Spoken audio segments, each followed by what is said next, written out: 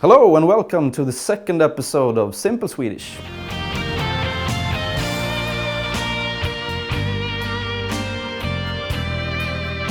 Let's take a look at something that used to be the foundation of the Swedish language. How to say him and her.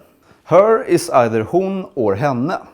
Him is either han or honom. This differs as always in the Swedish language, from which you might have guessed by now from what you have learned so far. When to use which you can only, and I repeat only, learn from a class or book. You cannot take a trip to Sweden and believe that you can learn this from listening to Swedes. Because a few years ago, I guess aliens came down from space and erased honom and henne from 99.9% of the Swedish population's vocabulary. Everyone just says hon and han, which is so wrong that the old kings of Sweden would cry themselves to death in their graves if they knew about this. I hope they never do. Rest in peace, you old kings, henne and honom. We miss you all.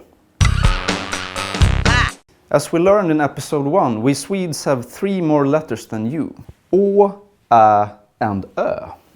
A funny thing is that both å and ö are also words. Å is river and ö is island. Ä ain't a word unless we're going into dialects. Then ä in norrländska is är, the Swedish word for are. In stockholmska, the är becomes an i, pronounced e. If you speak dalmål, the å can also mean också, the Swedish also.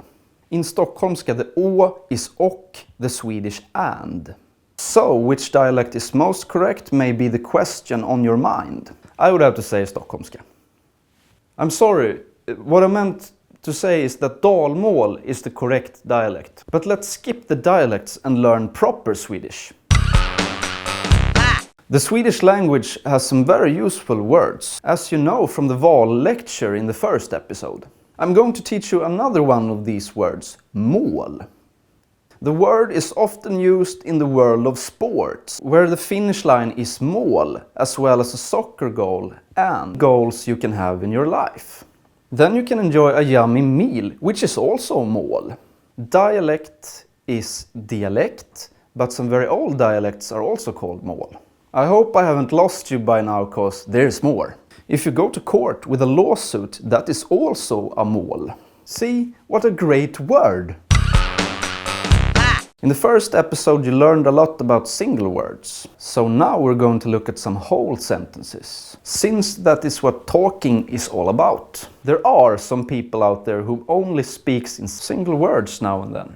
But they are the only ones who knows what they mean. And that is not the most efficient way to communicate. So here are some good old Swedish sayings. First one. Jag skulle inte göra det ens för 5 öre.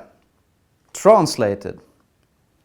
I wouldn't even do that for like 100 of a cent. That's just stupid. Why would anyone do anything for so little money? For that amount you wouldn't even get thrown off the bus. Cause even that trip down the stairs is worth more. This other one is very useful, especially when you're speaking to large crowds and you accidentally make that gargling sound in your throat, like this. Är det tacosmak på glassen? Someone thought that sounded a bit like a rooster. So the expression goes, ursäkta, jag fick en tupp i halsen. Nicely translated. Excuse me, I had a cock down my throat. Very useful indeed. The next one is a great one.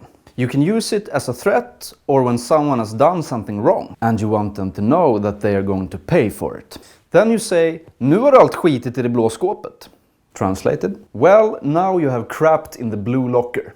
I can't explain that in any way. I can't seem to find a reference at all for that one. Well, I can, but I don't care. But it's a great one though. We are more than halfway in on the second episode. And since this class is available on the internet, I know what you are thinking right about now. Move on to the curse words already. So we can have this chapter done and move on. Here we go, curse words on Swedish. Ain't gonna happen. After the first episode, some people said that Swedish isn't simple at all. So, we're going to prove you wrong by teaching you about relatives. Sister is syster, brother is bror. Mother is mor and father is far. Here's where the Swedish puzzle gets easy, whilst you do not specify whom you're talking about. First in line are grandma and grandpa. We have mother and father here, so puzzle it together. Mormor, morfar, farmor, farfar. It cannot be any easier than that. So let's take a look at uncle and aunt. Moster, morbror, faster, farbror. Just pick and puzzle the way you want and it will always be correct. And you have specified whom you mean. If you by any means didn't think that was easy, please do not post a comment saying, "Hey Mange, you made that too hard." Instead post the statement, "Hey Mange, I'm a moron." Mix-ups with words are common in language, especially when they're pronounced the same. Example, the word enda. Where enda means only, enda means end and but.